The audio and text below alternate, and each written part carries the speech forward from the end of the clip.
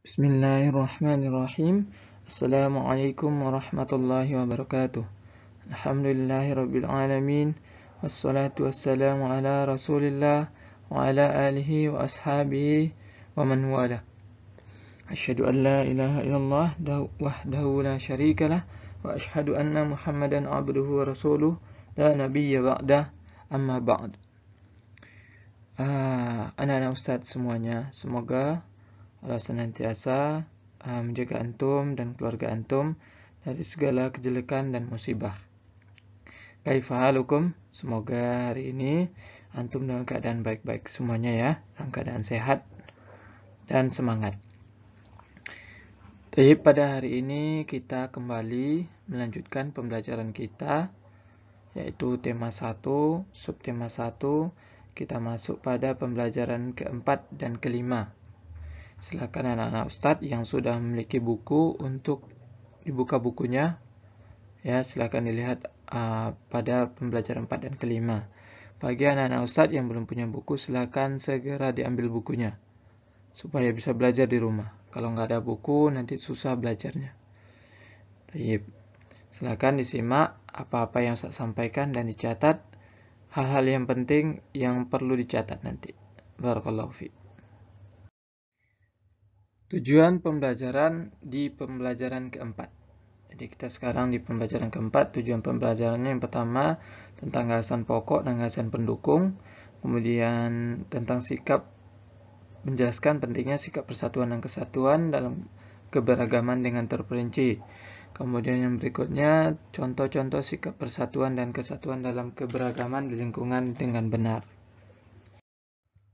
Kita murojaah sedikit pembelajaran sebelumnya, bahwa kita telah belajar tentang tari Bungong Jumpe yang berasal dari Aceh, yang artinya bunga cempaka.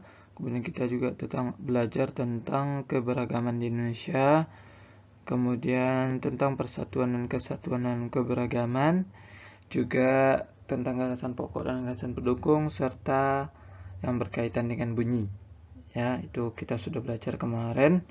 Maka hari ini silakan disimak materi yang akan saya sampaikan pada slide berikutnya. Baik, kita masuk ke tujuan pembelajaran yang pertama. Ayo membaca. Tari Kipas Pakarena. Tari Kipas Pakarena merupakan kesenian tari yang berasal dari Goa, Sulawesi Selatan. Tarian ini sudah menjadi tradisi di kalangan masyarakat Goa yang merupakan bekas kerajaan Goa. Kisahnya berasal dari perpisahan antara penghuni Boting Langit, negeri Khayangan, dan penghuni Lino, bumi, pada zaman dahulu. Konon sebelum berpisah penghuni Boting Langi, bukan langit ya, sempat mengajarkan kepada penghuni Lino cara menjalani hidup seperti cocok tanam, beternak, dan berburu.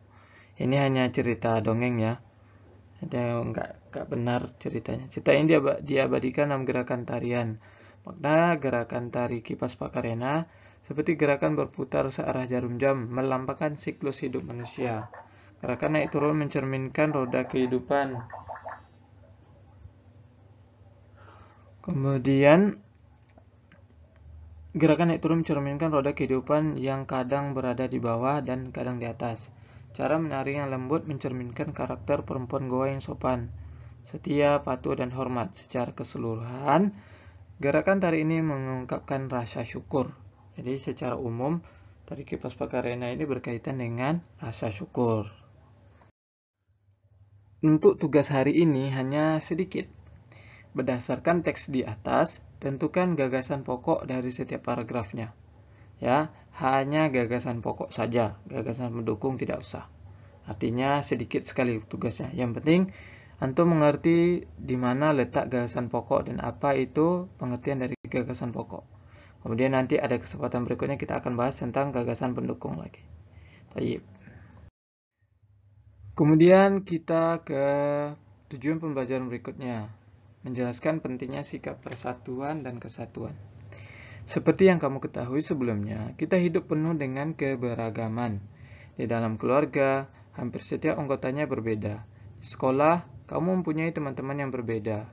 Di masyarakat, kamu mempunyai tetangga yang berbeda. Tahukah kamu, perbedaan yang ada di keluarga, di sekolah, dan masyarakat akan menjadi indah apabila dilandasi oleh persatuan dan kesatuan. Apa sebenarnya makna persatuan dan kesatuan? Untuk menjawabnya, mari kita lakukan kegiatan berikut. Ya, silakan antum boleh praktek di rumah atau disimak aja materi ini. Ambil sebuah sapu lidi, cabut sebatang lidi dari sapu tersebut. Gunakan sapu dan sebatang lidi tersebut untuk menyapu. Bandingkan hasilnya. Lanjutan. Pada umumnya, sapu lidi digunakan untuk menyapu. Bisakah sebatang lidi digunakan untuk menyapu? Tentu tidak bisa ya. Lidi dapat digunakan untuk menyapu jika terdiri atas beberapa puluh atau ratus lidi yang diikat cukup erat menjadi satu. Dengan menyatukan lidi-lidi dalam satu ikatan, akan tercipta kekuatan yang besar. Jadi, persatuan dan kesatuan dapat diartikan kumpulan bagian-bagian yang dipersatukan. Hal ini merupakan bukti pentingnya kekompakan dalam mewujudkan persatuan. Dengan demikian, persatuan tidak mementingkan kepentingan diri sendiri atau kelompok, tetapi lebih mengutamakan kepentingan umum. Berdasarkan teks di atas, dapat kita ambil kesimpulan berkaitan dengan persatuan dan kesatuan. Jadi persatuan berasal dari kata satu, yang berarti utuh dan tidak terpecah belah. Arti lebih luasnya yaitu berkumpulnya macam-macam corak dari berbagai kalangan, ras, budaya, dan adat istiadat dalam masyarakat yang bersatu dengan serasi. Kemudian kesatuan merupakan hasil dari persatuan yang telah menjadi utuh. Hal ini dilakukan untuk terhindar dari disintegrasi. Maka sangat dibutuhkan persatuan di Indonesia. Ya, tak boleh mencela, merasa suku ini lebih baik daripada suku itu, merasa etnis ini lebih baik dari etnis itu, atau membanggakan nasab keturunan, atau menganggap orang kaya lebih baik daripada orang miskin. Tak boleh seperti itu ya. Nah, insya Allah paham maknanya. Contoh sikap persatuan dan kesatuan dalam keberagaman. Contoh sikap persatuan dan kesatuan seperti ikut melakukan kerja bakti, membersihkan halaman sekolah, membantu pekerjaan rumah seperti menyapu halaman rumah, mencuci baju dan piring, ikut berdonasi membantu bencana banjir atau bencana alam lainnya, membantu teman yang sedang memindahkan meja di kelas. Kemudian contoh sikap yang bukan persatuan dan kesatuan. Bermain HP di saat anggota rumah sedang kerja bakti, membiarkan dan tidak ikut mengerjakan tugas kelompok, berpura-pura tidak tahu ada teman yang sedang membutuhkan pertolongan, tetap tidur saat anggota rumah membutuhkan bantuan. Ini dua contoh sikap persatuan dan kesatuan, juga sikap yang bukan persatuan dan kesatuan. Ya, ini termasuk materi yang cukup penting, jadi silakan dicatat ya. Pembelajaran 4 telah selesai kita kerjakan, kita laksanakan. Maka kita sekarang masuk ke pembelajaran kelima. Tujuan pembelajarannya hanya satu saja.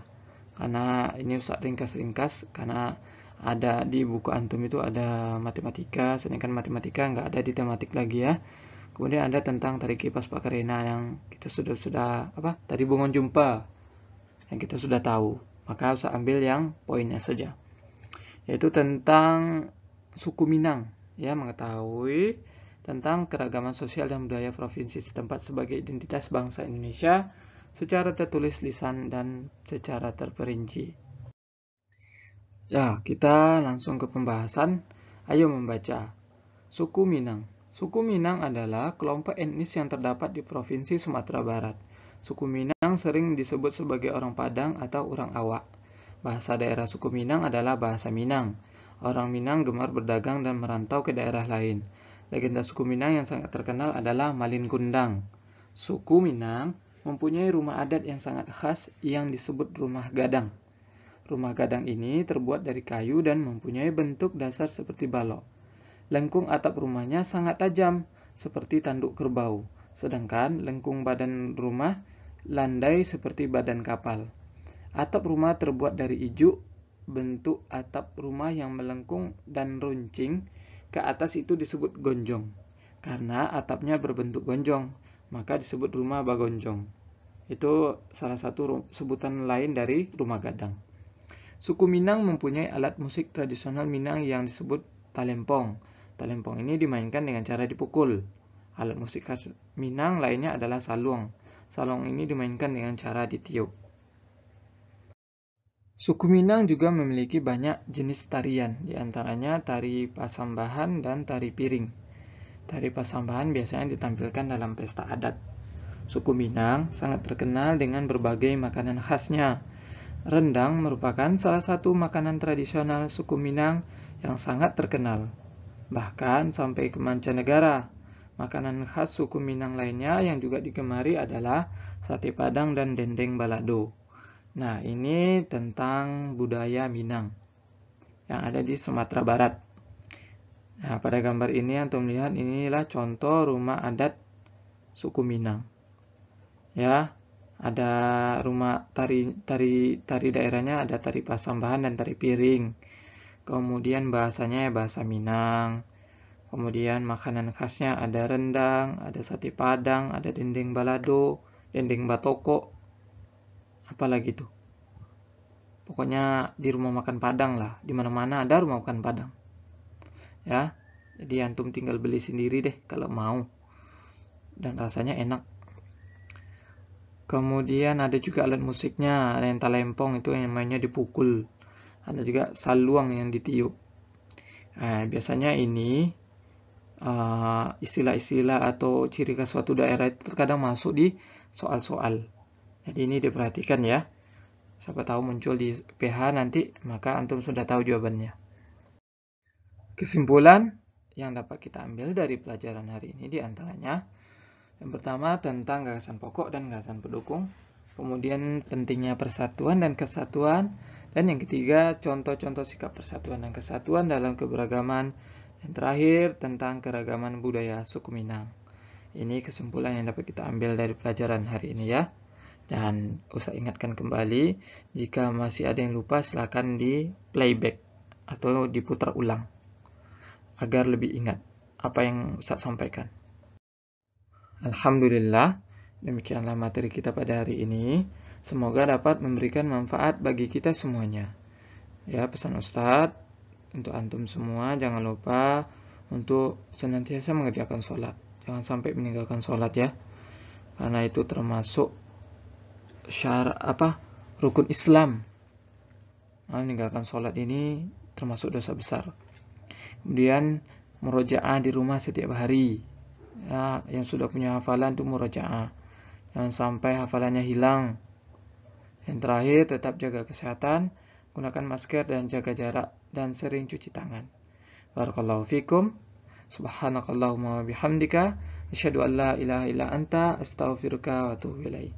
Wassallallahu ala nabiyyina Muhammadin. Assalamualaikum warahmatullahi wabarakatuh.